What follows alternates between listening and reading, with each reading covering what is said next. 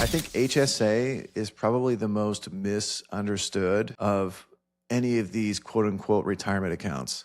You accept your job, it's really important that you understand this, because if you don't understand how your 401k match is set up, you're going to be leaving money on the table. And the bonus from this is your gains are tax free. And if you think about it, especially if you're a young person, the amount of time you have money in the market, it's going to grow a lot by the end. And being able to pull that out tax-free is a massive, massive win.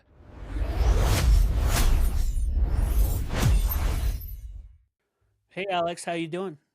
Doing great, James. How you doing? Doing great as well. You ready to talk stocks? Yeah, we're going to be talking through some really easy but kind of boring ways to make good money investing. Exactly right. I know we've been talking a lot about the stock market and investing in ETFs, and a lot of those can be overly or seem complicated. Uh, but today we want to talk about some of the investment paths that one may have outside of those, and that's in some more traditional investment paths like the 401ks or your IRA or another one referred to as HSA. Yeah, and we're going to save HSA for last, but people definitely want to stick around because I think a lot of people don't really know how amazing HSAs are. Maybe we could start with a quick overview from your vantage point on what a 401k is. Yeah, so I think 401ks are most people's entry into investing. And what's funny is most people don't even really think about it. You know, I get my corporate job, I get my salary offer, I look at my time off, but sometimes people don't even notice like what's the company 401k. And obviously this is a really important question to ask when it comes to your job. But most companies have a 401k, and not only do you have a 401k, you also have a match contribution from your corporate in some cases. And again, a 401k is just a retirement account that allows you access to usually mostly mutual funds. And these aren't exciting, but they are groups of stocks that are kind of pulled together and sorted in kind of really basic ways. And what happens is you get access to this naturally within your corporate employer. And even if you don't really do anything with it, it's automatically going to go for you as an employee for the corporate, but you're allowed to go in there and change your allocations and everything. So it's a great spot for people to really kind of learn really big basics of investing. Yeah, it's interesting. I haven't studied this or can't really call out dates or anything, but it seemed like back in the day there used to be this concept of a pension. Pensions went away, and Yeah. now what's really popular is 401ks, and then how employers help is they have a contribution that they match or provide as well. Yes. Can you talk about that or illuminate that a little bit? Yeah. So the match that I was talking about can be a really big range. And again, this is when you accept your job, it's really important that you understand this, because if you don't understand how your 401k match is set up, you're going to be leaving money on the table. And we obviously don't want to be doing that. But what happens is they can contribute a percentage based off the amount that you contribute from your paycheck. So let's say you have a 5% company match. This would mean you can put up to 5% from your salary, and the company will come in and match that 5%. And this is incredible because that means for 5% money, you're actually getting 10%. So you're instantly doubling your money when the company matches.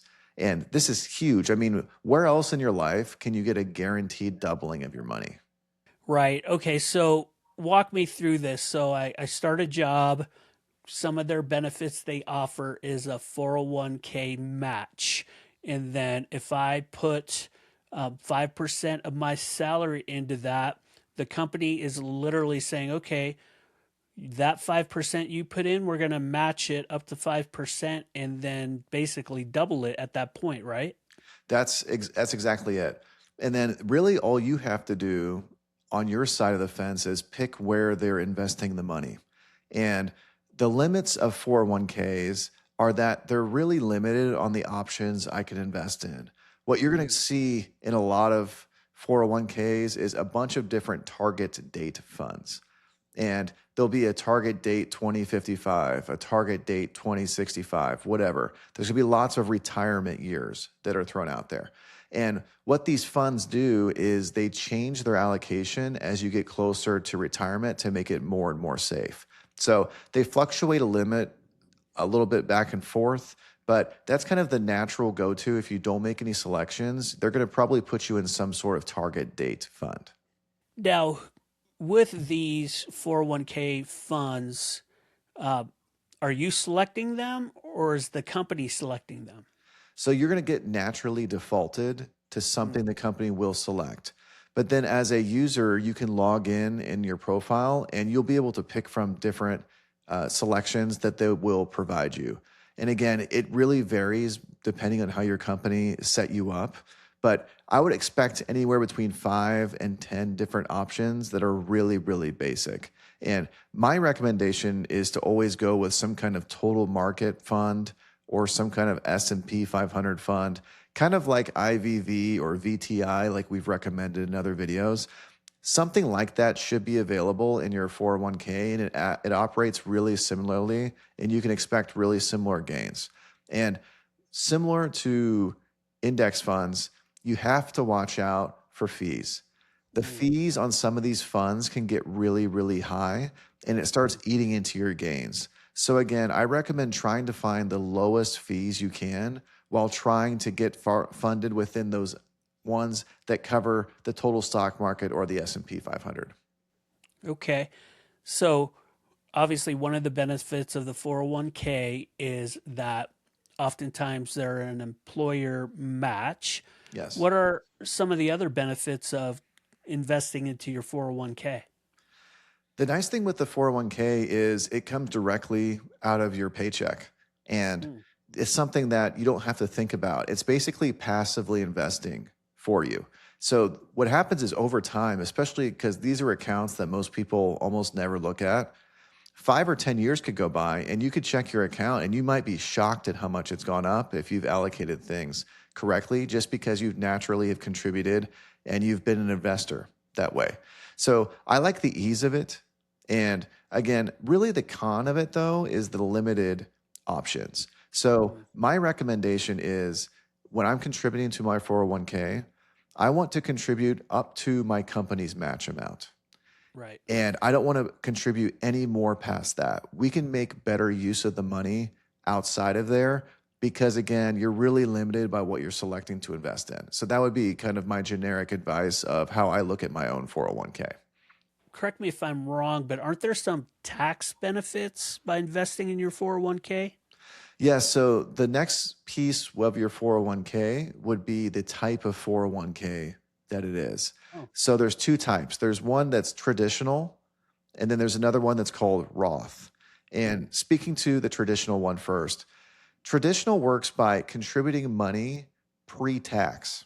So what it's allowing you to do is lower your income and move the money that should be going to your bank account into this, and the government gives you a break. So mm, if you contribute pre-tax dollars, it'll actually lowers your income. But then when I go and take those investments out and cash them in later in life, I get taxed on the gains that I've made. mm, Now, the flip side is the Roth 401k. And the beauty of the Roth is I'm putting in post tax dollar contribution. So my company goes through, they pull my taxes out, and then they contribute into the account. And you're going to be like, well, why would I want to do that? Well, the bonus from this is your gains are tax free. And if you think about it, especially if you're a young person, the amount of time you have money in the market, it's going to grow a lot by the end. mm. And being able to pull that out tax free is a massive, massive win. So I always really like recommending if I have a long time frame to try to get in with a Roth Mm. 401k because just allowing those gains to contribute over and over for a long term, it's a beautiful thing once you're going to be at that retirement point. That is interesting. So you have traditional, you have Roth. Uh, Is there any reason you couldn't just completely invest in only those things and just put all your investment money in there? Yeah, it's important that people know that there are limits how much you can actually contribute. And for this year, it's 24,500 for an individual. But if you are 50 or older, you actually get an additional 8,000 that you can contribute because the government wants you to kind of help get caught up. So if you are over 50, it does go up from there, but that 24,500, that's the key number to keep in mind. Okay, so you are capped on the amount you can invest in per year. Uh, Yeah. you're limited in the selections of what you can invest in. Mhm. Depend if it's traditional, it's tax free on the beginning, but when you pull it out, you're taxed. Yep. And then a Roth is taxed in the beginning, but you're not taxed on your gains or when you take it out. Is that Abs- correct? That's it. So that's the 401k. The other thing to keep in mind with the contribution is there are companies that will probably ask you to be with the company before, for a Mm, certain amount of years before it actually becomes fully vested. Now, okay. there could be companies that you are automatically fully vested as soon as you contribute, but that's another thing of, in another conversation, just pay attention when you get hired and know your contribution and how it works because it matters a lot. Yeah. That's fair. I mean, me personally, I wish I was more astute in my 20s to be, contributing way early and just letting that build over time. But here we are, and we're making the best of it. No better time than now. That's right. That's Yeah. right.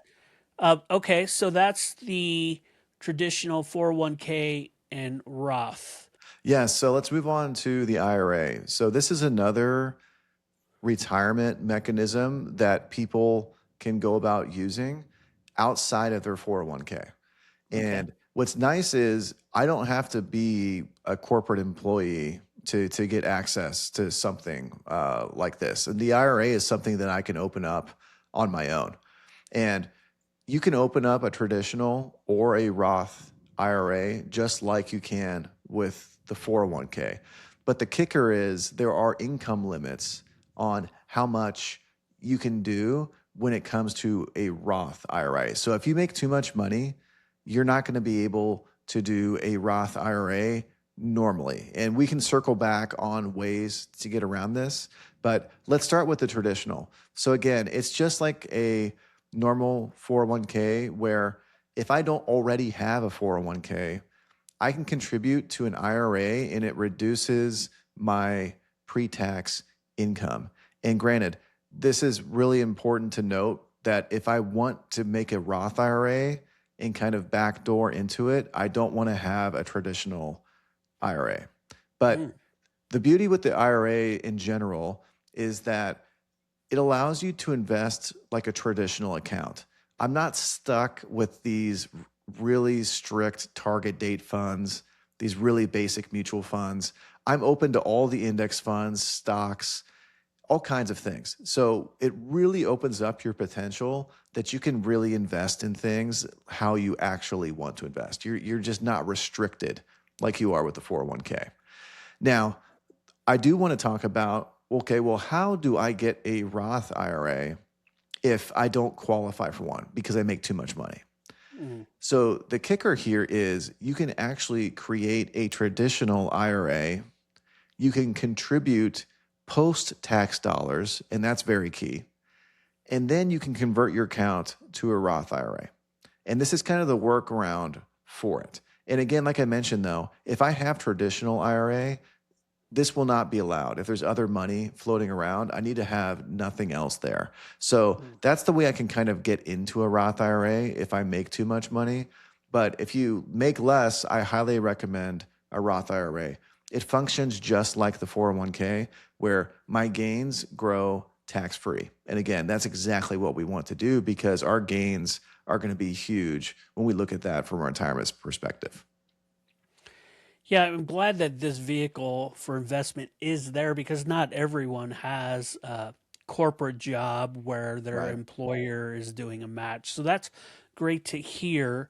Um, what throwing you on the spot here? I've heard the term rollover IRA. Is that similar, or what is that? So a rollover IRA kind of functions a little bit differently. When I do a rollover IRA, generally what I'm doing is converting one of my corporate 401ks into a traditional IRA.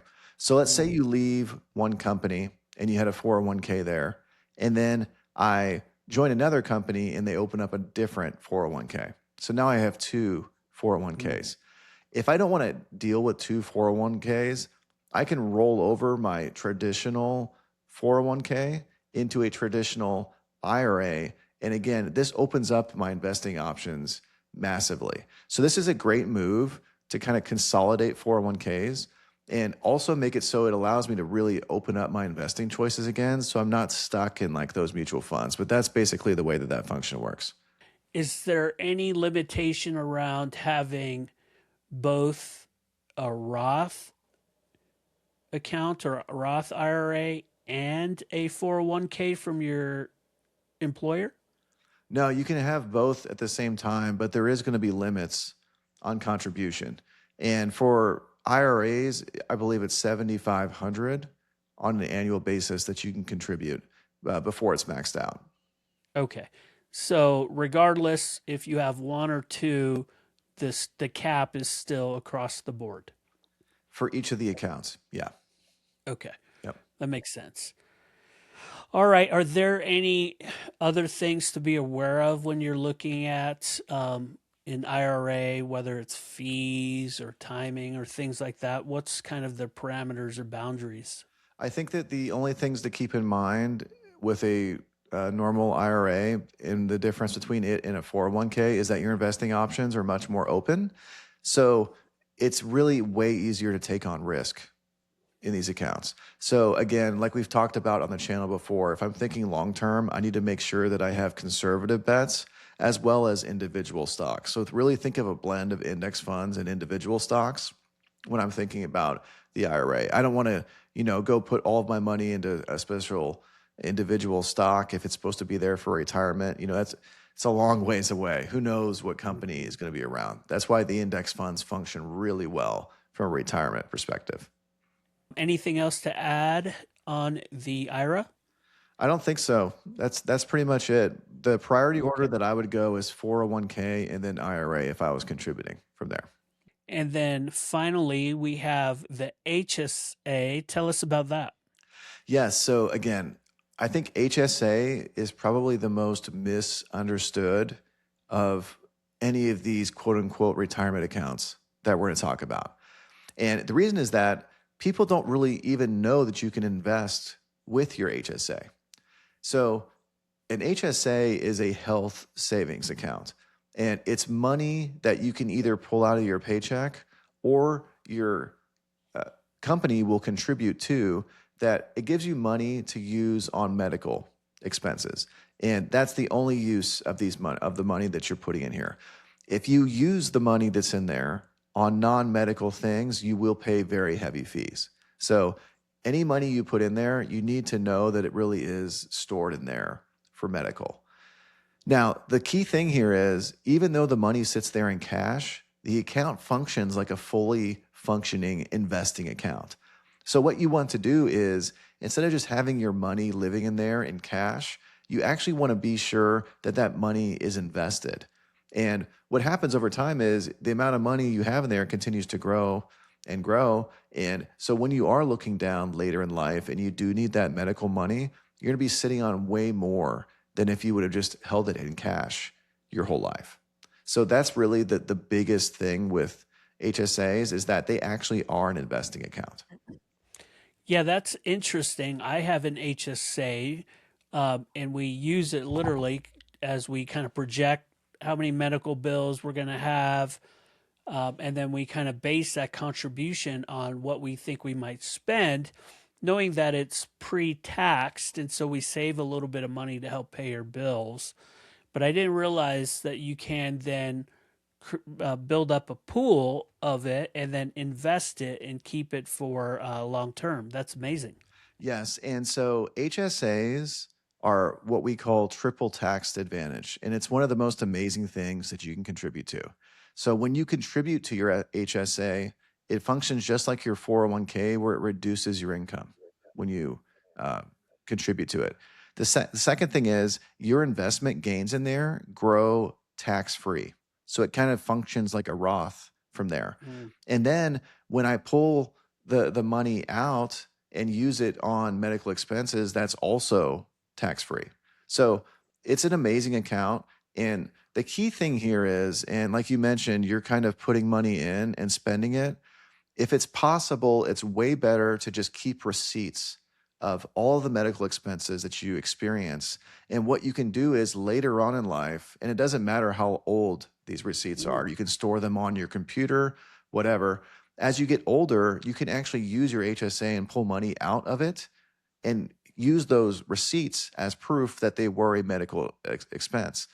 And Mm. so the difference would be me paying $100 for that expense now versus that $100 turning into $10,000 30 or 40 years from now. So Mm. when I'm paying myself back, I'm way better off if I don't use those funds rather than trying to use them right away.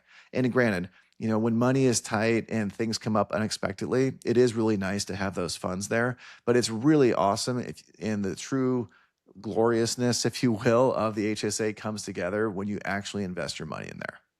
That's great. So on that HSA account, you're contributing, you're investing it, it's growing, but you can only use it for medical bills, if I heard you correctly. Is that correct?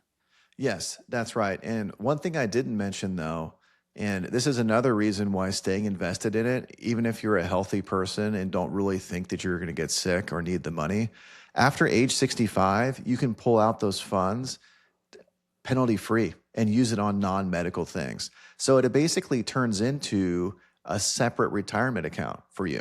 So that's why, again, it's so important to strive not to use it because all those gains are tax free. And if you don't pull it out until age 65, that's even more retirement money for yourself. That's amazing. So what are some of the parameters or boundaries similar to the 401k or IRA that you have in the HSA? Are there limits, things like that? Yeah, so there are limits to the HSA. So if you're covered just for yourself, it's $4,400, and then if you have a family, it's $8,750. So that's the maximum that you can go up to, and that maximum also includes any contributions that your corporate employer would give to you as well. So that's the total that you can put in. So again, it's kind of like the other accounts. There's so many advantages to it, but there are limits so that people just can't, abuse it and everything from there. How would one get these things? I know with the traditional 401k with the employer, usually your employer helps set that up. But how does one say, okay, well, I want my own IRA or Roth IRA, I want my own HSA? So most HSAs come along with a high deductible health insurance plan. So that's one of the Mm. key things that you have to keep in mind is you have to have a high deductible health insurance plan to even get an HSA. So that's like the Okay. qualifier there. And so if I'm getting it through work, that's usually how it goes about. An IRA though, all you need is a brokerage and you can open up an IRA. And there's all kinds of ones you can use, Charles Schwab, Fidelity, Robinhood, and some of them even have bonuses when you contribute into them. So they kind of give you a little bit of a match, just like your Mm. employer would. Now, it's not the same level. It's not that guaranteed doubling like we talked about when you put in enough for your company to match it. But it's still nice that that's kind of how it goes from there. All right. Well, that's all super helpful. Let's talk about how you would leverage all of these, or how do you leverage each of these within your own investment strategy? Obviously, um, we talked about this before, but you got a great video talking about how you live off of 70% of your income, you invest 20% of your income, and you save 10% to build up an emergency fund, if you will. Is these traditional paths of investment and saving, 401k, etc., part of that 20%? How would you structure all of this? Yeah, so these would be included within that 20%. And if you can Okay. go above that 20% when you start thinking about everything else, like even better. Obviously, that's the goal. We want to be investing as much as possible. But I think the recommendation is I want to contribute enough to my 401k so that I'm fully realizing my company's match. After that, when I'm maxed out on my match, I then go and max out my IRA. And again, the IRA is better than the 401k because I am able to pick my stocks and index funds way better than I can within my 401k. So that's why we make the plan there. After that is maxed out, you need to also try to max out the HSA. And again, what we're trying to do is lower our income while taking advantage of all of these tax efficient accounts. And then once your HSA is maxed out, all the remaining that you can still continue to invest, that's where we put everything in an individual investing account, which we have all those videos out there that really help you get that specific piece set up. Yeah, thank you. In fact, we got a couple great videos on that recently. Encourage anyone listening to like and subscribe to check those out in the catalog, but also stay abreast of new videos we have coming out. All right, so that's those three investment mechanisms: the 401k, the IRA, and the HSA. Any closing thoughts about each of those? I know that a lot of this is boring and this is not what people get excited by. They get excited by, nailing that Nvidia after it goes up 30%. But this kind of boring stuff is how you get rich long term. And it's so easy because it's just passive. So I really, really want people to take advantage of the free money that's out there with your match and take advantage of these tax efficient accounts. Your future self will be super thankful that you did that. Super helpful to help our viewers and listeners. If there's anything specific that you have additionally, any additional questions or thoughts or ideas, we'd love to hear about it. You can obviously chat us or comment on the video rather, and or you can email us at alex@alextalkstocks.com as well. We look forward to hearing from you. Alex, what do you have in store for us on this next episode? Any thoughts? Yeah, so we're going to be going on location for this next episode or two, and we're going to be taking a little bit of a pivot, more maybe personal finance talk and some life goal setting. And we got some interesting things to talk about, and I'm looking forward to changing it up a little bit. I'm looking forward to it. Alex, thanks for talking stocks today and more. We'll see you next time. Ciao.